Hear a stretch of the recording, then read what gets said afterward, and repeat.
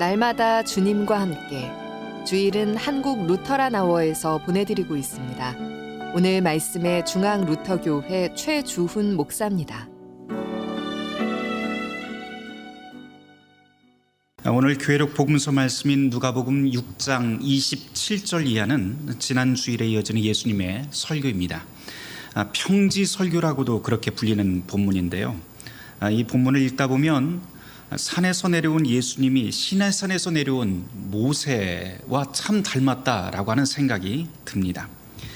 모세가 산에서 내려온 다음에 유대인들에게 그 십계명을 가르치죠. 근데 이 누가복음도 역시 예수님이 산에서 내려온 다음에 그 모세에 필적할 만한 무언가 중요한 말씀을 하시는 것을 이렇게 산에서 내려온 예수님의 모습을 통해서 암시하고 있습니다. 그렇다면 오늘 복음서 말씀에서 그렇게 엄중하고 무거운 말씀, 그렇게 중요한 말씀은 도대체 무엇일까요? 오늘 우리가 함께 찾아보려고 하는데요. 오늘 말씀의 배경이 되는 누가복음 6장 17절부터 같이 좀 보려고 합니다. 여러분이 성경을 펼쳐놓고 같이 보시면 훨씬 더 좋을 것 같습니다. 예수님께서 산에서 내려와서 이제 평지에 오셔서 매우 다양한 사람들을 만나게 됩니다. 그곳에는 제자들뿐만 아니라 온 사방천지에서 사람들이 찾아왔다고 하는데요. 성경을 보니까 유대와 예루살렘, 두로와 시돈에서 사람들이 다 몰려왔다라고 그렇게 전하고 있습니다. 그리고 그 무리 중에는 병든 사람도 있고 귀신 들린 사람도 있고요. 또 사람들이 너도 나도 예수님 옷자락이라도 한번 만져보려고 그렇게 붐비는 상황도 보입니다. 19절 말씀을 보니까 예수님의 몸에 손을 대기라도 하면 그분의 능력을 체험하고 치유받았다라고 하는 내용도 우리가 볼 수가 있습니다. 이것으로 지금 누가복음이 우리에게 말하고 싶은 건 예수님은 당신 자신의 측근에 있는 사람들 12제자들에게만 관심이 있는 게 아니다라고 하는 것을 우선 말씀하고 있어요. 유대인, 예루살렘 이렇게 표현되는 지역 주민들도 그렇고요. 또 두로와 시돈으로 대표되는 외국 사람들, 그리고 병들고 귀신 들린 사람들로 표현되는 사회에서 소외당한 사람들까지도 주님은 그렇게 관심을 두고 있었고, 누구든지 예수 앞으로 나오기만 하면 그분의 능력을 얻을 수 있다라고 하는 것을 여기까지 말씀하고 있습니다. 바로 이것이 누가복음 6장 19절 말씀에서 온 무리가 예수를 만지려고 했었고 예수의 능력이 그들을 낫게 했다라고 하는 말씀의 뜻입니다. 이것을 가만 들어보면요, 예수님은 지금 모든 사람에게 자기 자신을 다 열어놓습니다. 누구든지 올 수 있다라고 하시는 것이죠. 그리고 모든 질병을 고치고 귀신 들린 사람도 고치는 걸 보면 주님은 영적인 구원뿐만 아니라 우리의 신체, 그리고 우리의 정신, 그리고 사회적인 구원도 함께 주시는 분이다라고 하는 것을 읽어낼 수가 있습니다. 이제 20절 말씀을 좀 보도록 하죠. 다 지난주에 했으니까 우리가 좀 빨리 나가도록 하겠습니다. 지난주 20절 말씀에서 보면 이 20절 말씀부터는 이제 장면이 살짝 변하기 시작합니다. 19절까지는 분명히 모든 사람에게, 예수님을 찾아온 모든 사람에게 예수님은 당신 자신을 개방을 하셨는데, 이제 20절부터는 모두를 위한 말씀이 아니고 오직 제자들을 위해서만 말씀을 시작합니다. 여기서 제자들이라고 하는 것은 12제자만 말하는 게 아니고요, 성경 앞뒤를 살펴보면 최소 70명 이상의 그런 규모였다고 볼 수가 있습니다.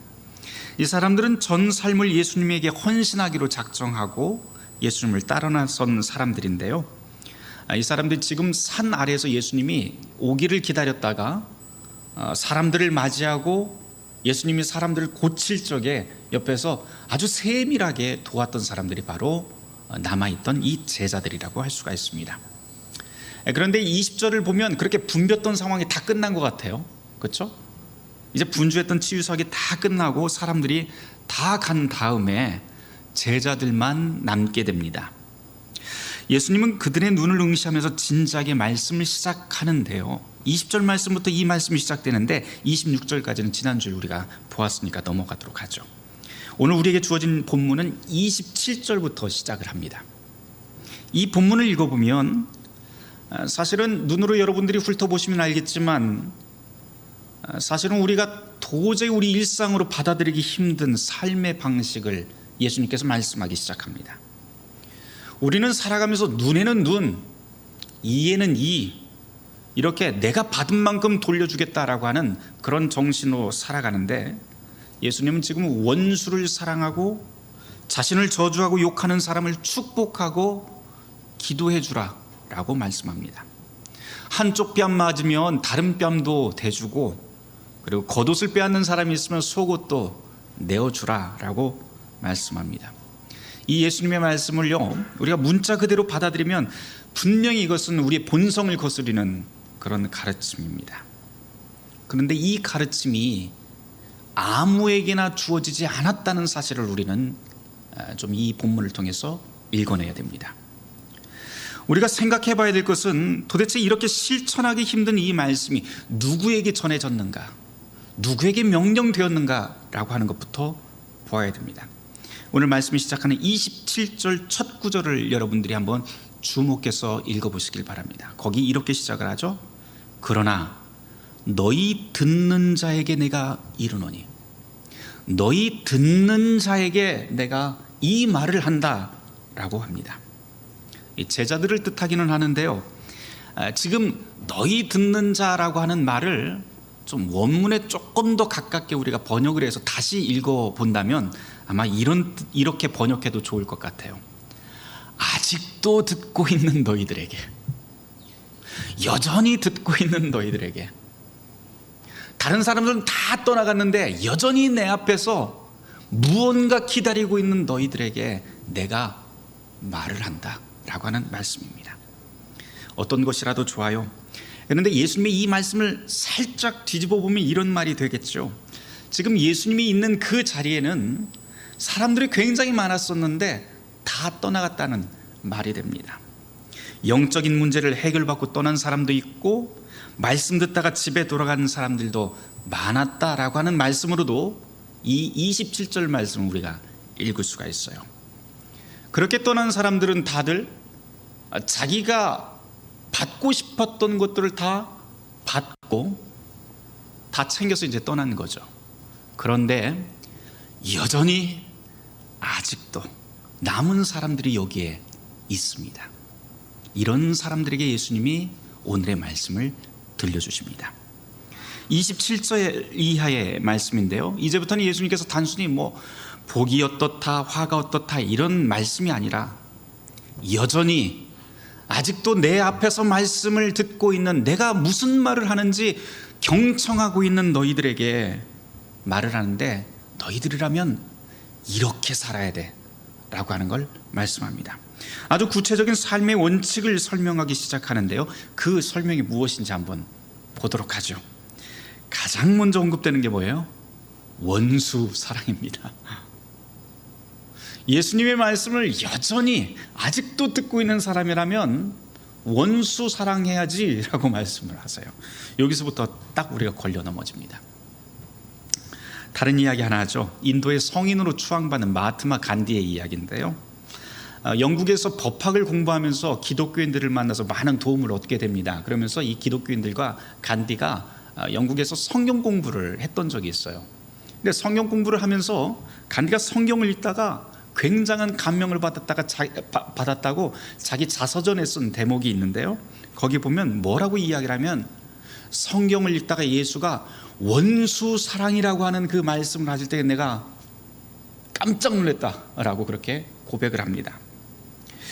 이 간디라고 하는 사람은 힌두교 배경에서 인도에서 자란 사람이고 많은 종교들을 접했던 사람인데요, 자기가 알고 있는 한 어떤 종교도 원수를 사랑하라고 하는 말은 듣도 보도 못했다는 거예요. 나중에 간디가 이제 인도의 독립을 위해서 그 유명한 비폭력 저항 운동을 시작을 하게 되는데요, 그때 그 운동의 모토가 바로 예수님의 말씀인 이 원수 사랑 계명이었다고 자기 자서전에 그렇게 고백을 합니다. 이 간디 때문인지는 모르겠지만 사람들은 종종 이 원수 사랑이라고 하는 이 말씀이 이 기독교에서만 찾을 수 있는 아주 독특한 개념이라고 믿고 그렇게 가르치면서 기독교를 다른 종교와 또는 다른 철학과 구별하는 시금석이라고 그렇게 꺼내 들곤 합니다. 그런데 교회 역사에서 보면은요, 분명히 이 원수 사랑이라고 하는 계명이 중요하게 다뤄진 건 사실이지만 또 한쪽에서는 또 다른 이야기를 좀 해요. 뭐라고 하냐면 우리가 이 본성상 원수를 어떻게 사랑해? 죽어도 못한다는 거예요. 우리는 죽어도 못한다. 오직 우리는 본성상 원수 사랑이 불가능하기 때문에 성경에서 지금 이야기하고 있는 것은 종교적 이상을 이야기를 하는 거다. 예수님은 하나님의 아들이었기 때문에 이 원수 사랑이 가능했지만 우리는 불가능하다. 다만 그 목표를 쳐다보고 우리가 매일매일 걸어나갈 수 있도록 하는 그냥 목표일 뿐이지 현실은 아니다라고 그렇게 가르칩니다. 그래서 그 이상을 따라서 살려면 일반인으로서는 불가능하고 세상과 동떨어져서 수도원에 들어가서 수도사로 살아야만 이런 목표를 조금이라도 성취하면서 살 수 있다라고 그렇게 가르쳐 오기도 했습니다. 원수 사랑이라고 하는 것은 분명히 우리가 실천해야 될 주님의 계명이 맞습니다. 그러면 예수님께서는 그렇게 우리가 불가능한 일을 지금 말씀하고 있는 것일까요? 우리에게 불가능한 일? 혹시 뜬구름 잡는 그런 허망한 말을 우리에게 말씀하시는 걸까요? 이 원수 사랑의 뜻이 무엇인지 우리가 또 한번 깊게 묵상해 봐야 합니다. 원수 사랑이라고 하는 것은 분명히 우리가 실천해야 될 주님의 계명이 맞습니다. 하지만 성경의 맥락을 전혀 고려하지 않고 그냥 아무나 무턱대고 사랑하고 악당과 부정부패를 그대로 눈 감는 그런 것으로 여기면 매우 곤란합니다. 주님이 명령하시는 원수 사랑이라고 하는 것은 그런 것과 아무런 상관이 없습니다.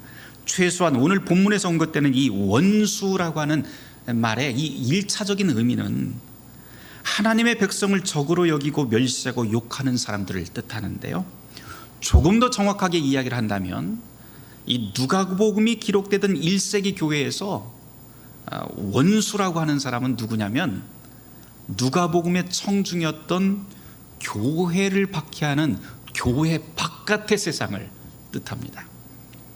그래서 원수 사랑을 예수님이 말씀하셨다라고 하는 것을 그 의미를 1차적인 의미를 우리가 생각을 해본다면 이런 뜻이 되죠. 교회가 지금 세상에서 오해받고 멸시당하고 박해당해도 세상을 향해서 똑같이 보복하지 말아야 된다.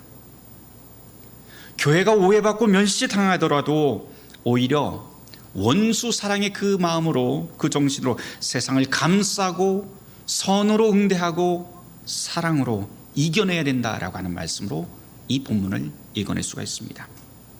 이런 맥락 없이 사용하다 보니까는요, 원수 사랑이라고 하는 말이 교회 안에서조차 굉장히 오용이 됩니다. 그게 우리의 현실이죠. 예를 들어서 교단이나 교회에서 분쟁이 생기는 경우가 왕왕 있어요. 그런데 자기가 유리할 땐 험악한 말과 분탕질, 사기 등등 뭐 악이란 악은 다 행해놓고 나중에 자기가 불리해지면 뭐라고 이야기를 하냐면 예수님이 원수 사랑하라고 했잖아. 예수님이 원수 사랑하라고 했는데 왜 잘잘못을 따지고 나한테 왜 징계를 주고 그러느냐고 그렇게 따지는 적반하장격의 그런 사람들을 보게 됩니다. 예수님께서 그런 사람들 좋으라고 이 원수 사랑을 말씀하셨을까요? 아니에요. 절대 그렇지 않아요. 원수 사랑의 계명은요, 불의, 부정부패, 거짓, 악행을 지워버리는 만능 지우개가 아닙니다. 그거야말로 그렇게 만일 이 원수 사랑의 계명을 사용하고 있다면 하나님의 이름을 망령되이 일컫는 참으로 사악한 일인 것이죠. 아우구스티누스라고 하는 교부가 예수님이 가르쳐 주신 이 원수 사랑을 이렇게 설명을 합니다. 제가 한번 읽어 볼게요. 우리는 세상을 사랑하지 말라고 하는 명령을 받았습니다. 이 말씀은 우리에게 세상을 사랑하지 말라고 명합니다. 그런데 우리는 원수를 사랑하라고 하는 명령도 받았습니다. 여기서 원수는 우리를 미워하는 세상입니다. 그러므로 우리는 세상이 사랑하는 것을 세상 안에서 사랑하지 말라라고 하는 명령과 함께 세상이 미워하는 것들, 즉 하나님께서 우리에게 주신 것들과 하나님의 호의에서 나오는 모든 은사와 위로를 사랑하라라고 하는 명령을 받은 것입니다. 그 뜻은 세상의 잘못은 사랑하지 말고 대신 하나님이 창조하신 세상을 하나님의 사랑으로 감싸 안으라고 하는 주님의 명령입니다. 세상이 잘못된 방식으로 자기를 사랑하고 우리를 미워해도 우리는 바른 방식으로 세상을 사랑하고 세상에 숨겨진 그 악을 미워해야 합니다. 아구스티누스는 바로 원수 사랑을 이렇게 해석을 합니다. 원수 사랑이라고 하는 것은 분명히 예수님께서 우리에게 가르쳐 주신 계명이 확실합니다. 하지만 누가복음의 이 구절을 근거로 악과 불의, 부정부패마저도 다 허용하는 것이라면 그것이야말로 허망한 계명이죠. 그렇게 이해되면 곤란합니다. 성경은 분명히 그런 의도로 이 원수 사랑을 가르치지 않습니다. 예수님께서는 이 계명을 통해서 세상이 교회를 욕하고 오해하고 멸시해도 우리가 세상을 멀리하지 말고 사랑으로 선대하라라고 그렇게 가르칩니다. 쉽게 말하면 이런 거예요. 요즘 밖에 나가서 예수 믿는다고 하면 참 눈치 보고 막 그렇잖아요. 교회 다닌다고 하면 밑도 끝도 없이 욕하는 사람들 참 많이 만납니다. 그런 사람들 만나면 우리는 어떻게 해야 될까요? 싸워야 될까요? 아니에요. 똑같은 방법으로 그렇게 욕하고 싸우고 할 필요가 없습니다.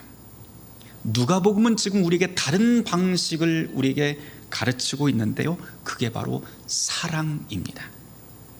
그리고 그 사랑을 실천한 구체적인 방법도 함께 예수님께서는 말씀해 주시는데, 즉 교회가 세상 속에서 살아갈 때 어떻게 살아야 되는지를 이제 28절 이하에서 예수님은 설명해 주십니다. 눈으로 여러분이 한번 쓱 훑어보세요. 뭐라고 하세요?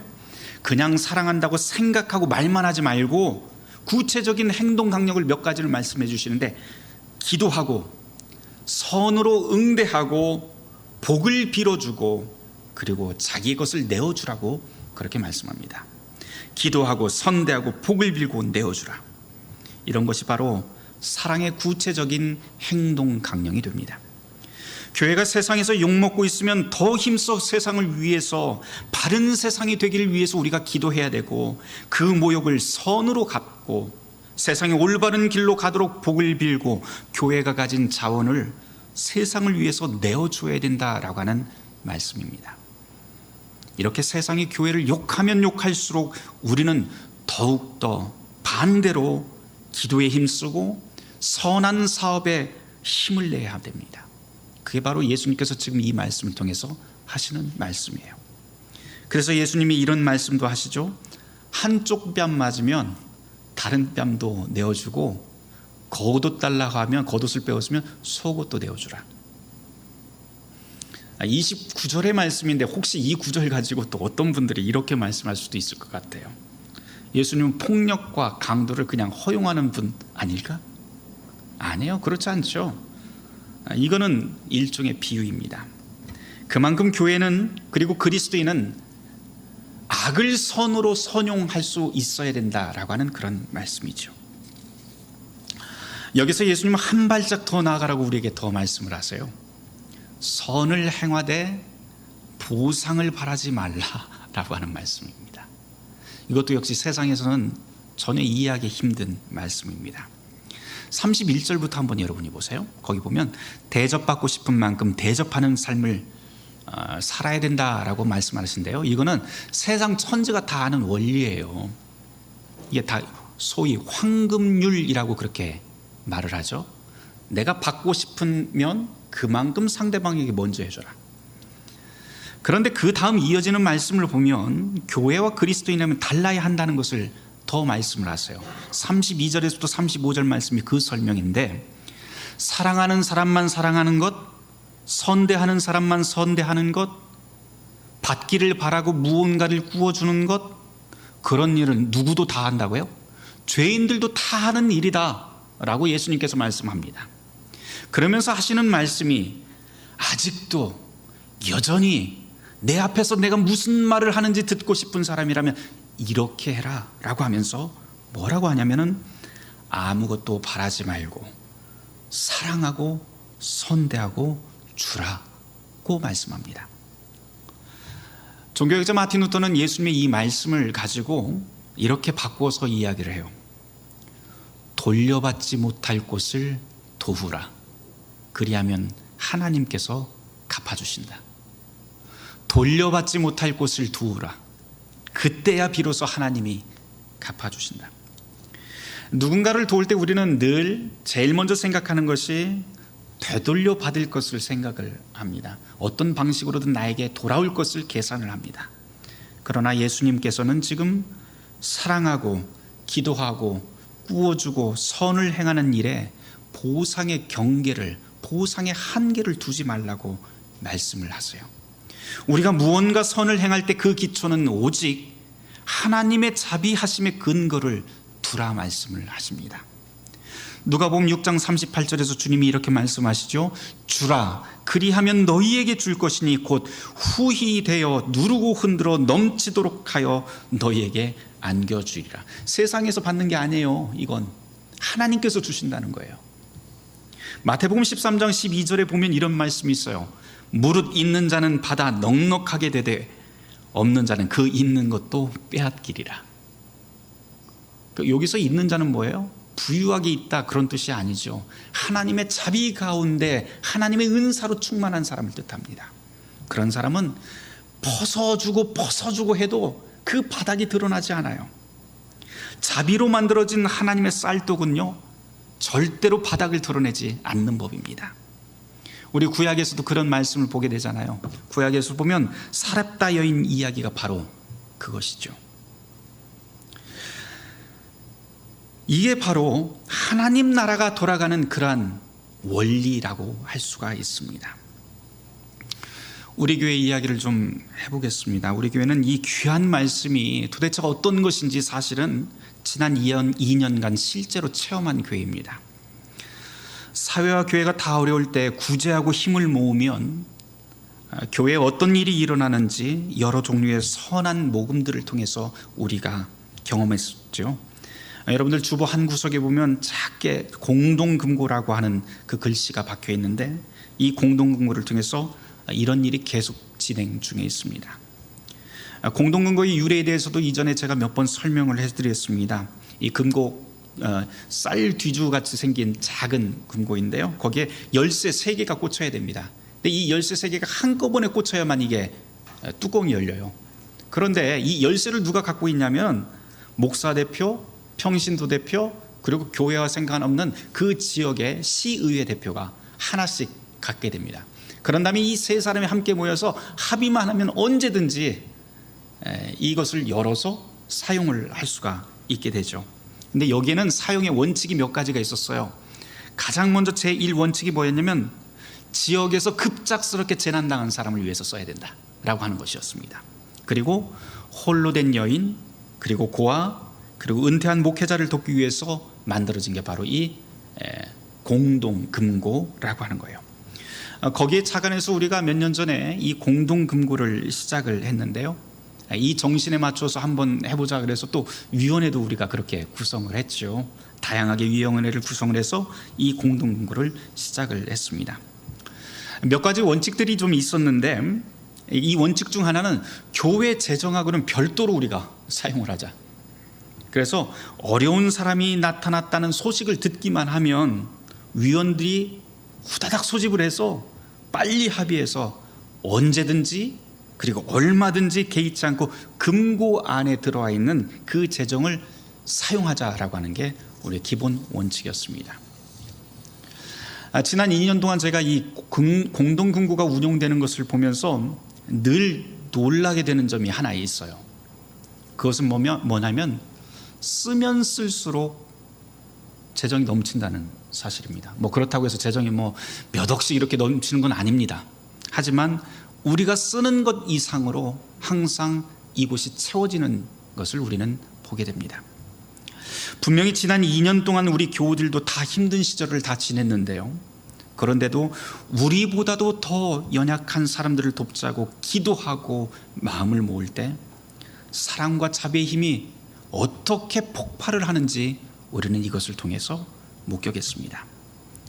여러분들이 기도와 힘을 모아주시는 저 공동금과 지금은 단순히 우리 교회 안에 어려운 교인들 뿐만 아니라 처음에는 그렇게 시작을 했는데 앞으로 점점점 교회 담장 넘어 보답이 돌아오지 않는 곳을 향해서 사용되고 있다는 사실이 참으로 감사합니다. 이런 사랑의 확장을 통해서 저는 교회가 선을 행할 때 우리 안에 어떤 열매가 맺힐지 기도하며 또한 기대하게 됩니다. 이와 더불어서 우리에게 더 분명한 사실은 이 세계 안에는 하나님의 자비가 필요한 곳이 여전히 많다라고 하는 사실이지요. 더 먼 곳, 우리의 수고가 돌려받지 못할 그곳까지 돕기 위해서 교우 여러분들의 기도와 관심을 기울여 주시기를 부탁을 드립니다. 주님께서는 분명히 우리의 그 기도를 들어주실 것입니다. 사랑하는 성도 여러분, 원수 사랑의 계명, 그것은 공한 종교적 이상이나 윤리적으로 불가능한 그런 요구사항을 말하는 게 아닙니다. 주님은 여전히, 그리고 아직도 주님의 말씀에 경청하고 있는 사람들을 통해서, 그리고 이 땅의 교회를 통해서 원수 사랑의 이야기를 계속할 방법을 우리 가운데 초대하며 들려주십니다. 바라기는 우리의 교회가 이 사랑의 계명을 기도와 함께 실천하는 복된 교회가 되기를 주님의 이름으로 축원합니다. 모든 지각에 뛰어난 하나님의 평강이 그리스도 예수 안에서 너희의 마음과 생각을 지키시리라. 아멘. 날마다 주님과 함께, 오늘 말씀의 중앙 루터교회 최주훈 목사였습니다. 주일 순서는 한국 루터란 아워에서 보내드렸습니다.